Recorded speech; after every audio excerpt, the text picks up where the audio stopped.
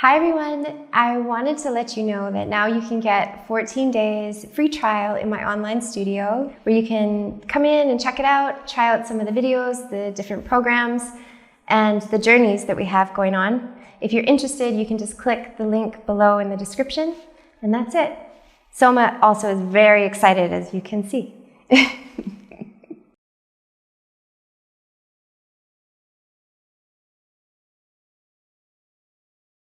Meghan, you've given birth to many ideas and projects this last year and over much of your life, it seems. I'm wondering if you can offer some insight into alignment that has supported this process for you. How have you aligned your life so that you've been able to fulfill dreams of yours, like producing an album, starting the studio, and Isabel Moon? They are, in my eyes, amazing and complex accomplishments that take time to achieve. I've noticed that alignment is this long, ongoing process with results that sometimes take a while to notice. Would you agree with that? Yep. I'd love any insight. I'm 27 years old and I strive to align my actions with my path and look towards you for inspiration. And so thank you so much for, first of all, for this question. And the first thing I want to address is that when we think of alignment, and maybe you like if you see like, oh, I've done this, this, and this, it might seem like I am in perfect alignment or something, which I'm not. So I want to say, first of all, and address this part of the question, like I think a big part, an important part of creating anything, and I'm not talking about like a clothing line or something, like the most simple things. A big part of it is about discovering misalignments and embracing them as a part of the process in how we grow and how we create and how we learn as humans. And sometimes when we idealize a creative process and thinking that it should be perfect, or we might idealize somebody else, we might say, wow, look what they've done. And then we can question ourselves sometimes. When we idealize that process, then we can start to negate our own misalignments as failures. And I first want to address that it has taken me a long time to be able to embrace my misalignments, and still, because there's always going to be aspects that come up to teach us new things. So that means that in the process of creating for personally all of these different things that I've had these urges to create in this like this drive to create and this passion to create along the years of creating these things, I've had so many failures, so many, and many that I've like have kind of like taken me out for a while. And I look back at these things. I don't always share about these things when I'm in the depths of them because I'm processing the information. But when I look back at them, I look at and extract all of the lessons that these things have taught me. And I see it as the same way as when I reflect on nature. And I think, okay, there's like a seed that's woven with its mission. Like it's going to become a certain kind of plant. It's going to bear some kind of fruit or flower. And it's intrinsically kind of programmed to want to have these urges to become this thing. But then it hits the environment, and the environment, depending, on what's going on, can be wild and it can be challenging. But it's all of these challenges that grow a more robust and unique individual. And I see our own process this very same way, even though sometimes when I'm in the moment, I see it all as just everything going wrong. Upon reflection, and I think this reflection we get better at over time in the moment when we're in a challenge. But upon reflection, we can start to inquire more actively into, okay, well, how is this challenge helping me? How is it actually growing me? How am I being asked to grow stronger? Or what am I being asked to learn? So first of all, I wanted just to share that with you because if it seemed like I just, create things easily and I wanted to share with you that there's been many, many, many failures over the years, and those are the very things that I think are as important as the creation that we create itself. They like feed it. They feed us. The second thing is that I've been I've been very disciplined, although I'm not. So I also want to kind of like break that idea if it seems like I'm always disciplined, because no, I'm not always disciplined, but I do have an ability to understand what it is that I need, but this has taken a long time for me to like cultivate. So I think I'm a bit of a control freak, to be very honest. And I I've spent a lot of time making lists and trying to keep myself aligned, to be honest, because I'm a bit of a wild card. And that's why this practice has been so transformative for me and continues to be, because it helps me to be able to work with myself and all of the fluctuations, and learn about myself in order to create alignment, which I think includes also misalignment. So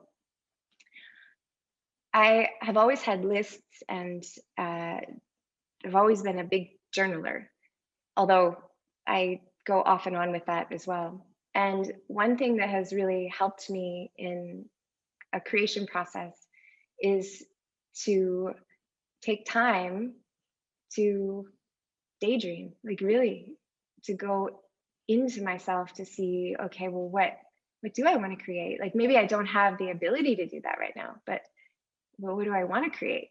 And to see if there are any structured baby steps that I can take in any given moment in order to start to build the ladder, or the many ladders towards those things. So I would say for me anyway, this works, like to map it out in whatever way you want, but to really like reflect inside and see, okay, what do I really want to create? And what are the things that light me up? And then there's the whole process of kind of weeding through which of those are things I should create, which of those things are things I think I shouldn't, because we're kind of woven with both of those. And that's where the journaling process comes in, because when we inquire into what it is that like lights us up, that we want to create, or that we want to do, or that we want to learn, inevitably there's going to be doubt and fear, likely. Maybe not inevitably, maybe that's too much of a statement, but there can be doubt and fear that arise. And when we are confronted or faced with our doubt and fear, usually there's a coping mechanism that kicks in, and it can be like to shut down, to run away, to try to like sweep it under the rug, to distract ourselves away from it. But one of the most powerful things that I've learned in my entire life is that we have that coping mechanism, and that's also a part of us. So we honor that. But then with that, how can we lean in a little bit more to question, to listen to the fear and the doubt? Because really that contains the weavings of some of our conditioning. And if we can get closer with that, like make friends with that, and really like embrace it, then we can in a way disarm it, not to mean it will never come up again. I'm actually, I experience fear often, and anxiety often, and self-doubt often. This is something that's actually I come to accept is a part of me. It's something that for many years I wanted to get rid of, like for it to be gone, but it's really a part of me. So making friends with that enables me to disarm it a little, like to soften it a little, and to soften myself to it, so that my fear reaction doesn't come up to block me so much from that thing that I end up not doing the thing that I want to do. So in this process of really inquiring into, okay, well, what do I want to do? Like, I'm going to take a morning, or maybe not a whole morning, because that's unrealistic with our jobs, etc., responsibilities. But even just like 5 minutes, set a timer, go to the bathroom, like lock the door, and take a moment just to inquire. And imagine you take that moment, or even it's like 3 minutes a day, but you take it every day for a week, and you go in open to see what you receive, but receiving both the doubt and the fear alongside with whatever all the desires or the dreams that come in as well. And then you work with both. And I think in my personal experience, whenever I decide to create something, I'm usually always confronted with doubt and fear. Whenever I create that thing, or am like in the process of creating it, the same different things come up, and then I get to sort through all of this complex stuff. Then when I release it into the world, again, there's more doubt and fear. So I personally experience that these aspects of ourselves that we're woven with, and maybe for you it's a different kind of thing that feels like an obstacle. Maybe it's not doubt, and maybe it's a different kind of form of an obstacle. But whatever it is, I feel it's like it's an intrinsic part of creation. It's like the wind that blows the little baby stem that makes it stronger. In this question, she was like, in this year you've created these things. I think that's always the thing that's funny. Like it can appear like it was all in a year, but actually it was a long process. And so this online studio was something that I've been like trying to create, but meeting so many obstacles. And many of the obstacles I was meeting was my own self-doubt. Literally, I was like, oh, but it was very subconscious. And all of that stuff actually came up to the surface in December. December was wild. But it's been like maybe a 4-year process of trying and meeting different aspects of myself, working through them, learning about different ways that I operate that I can improve, or I can embrace and accept and then improve. I can work on them. So it's a process of receiving a lot of feedback about how it is that I operate, about how to even set up a team. And it's been a huge learning curve. The music album, for example, has been in the works for, I think, like 6 years. Don't quote me on that. I have to actually look at the calendar, but that was a long process as well. And the clothing line, I started sewing when I was 12, and I always had a dream of making a clothing line, but it didn't happen till I'm almost 40. I'm 39, and so it didn't actually come into fruition until I came to Bali 5.5 years ago. So I think the other part of it is, like, I was writing about this today for a blog that we're going to post, but another big part of it is this kind of like trusting in a process. And if you have an urge, I really honestly believe that we are woven with like these different desires to create different things. I'm very much a believer that we're all creators, but in different ways. And that when we follow our urges, but it doesn't mean you can always like create that thing right away. But we're presented often with like little opportunities or little hints or little insights, and those are like our little baby steps that we take, and it could take 20 years, and then how it ends up might be totally different than what you thought. So I think that the whole creative process is something that's so magical, that takes a lot of embracing all the aspects of ourself, a lot of courage, and courage implies there's fear there, and that you have the fear still, but you still take little baby steps. And patience. There's an element of patience there, and patience, I think, also implies impatience. So that's my answer to this question. Thank you for asking this question, because I want to add one more thing. When I was young, I loved to do so many things.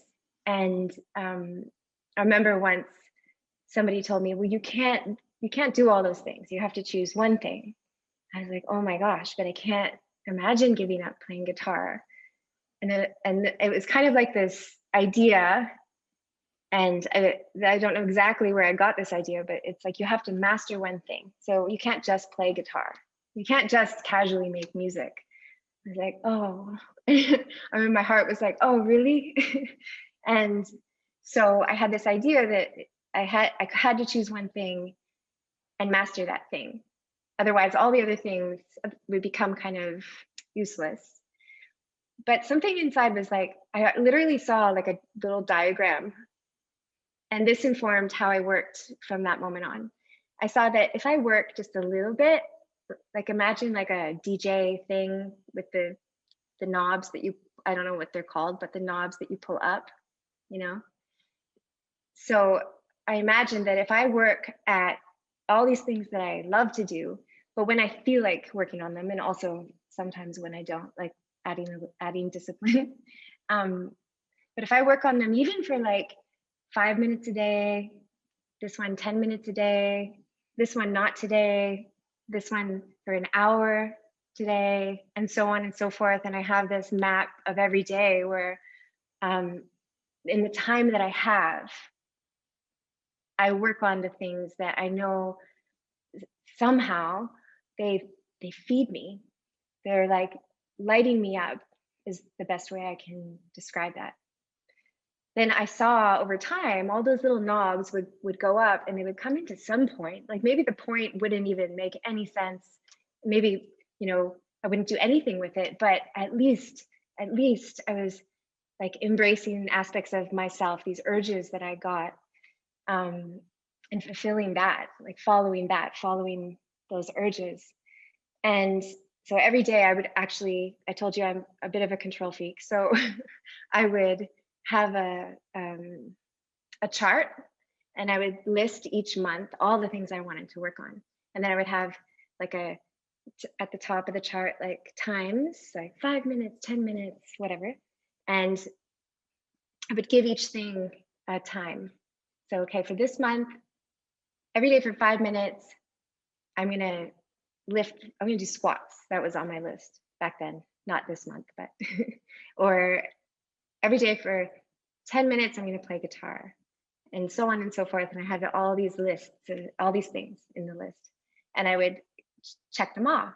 And at the end of the month, I'd be able to see, I was like, oh, wow, I made all this like little bits of progress and all these things that I love.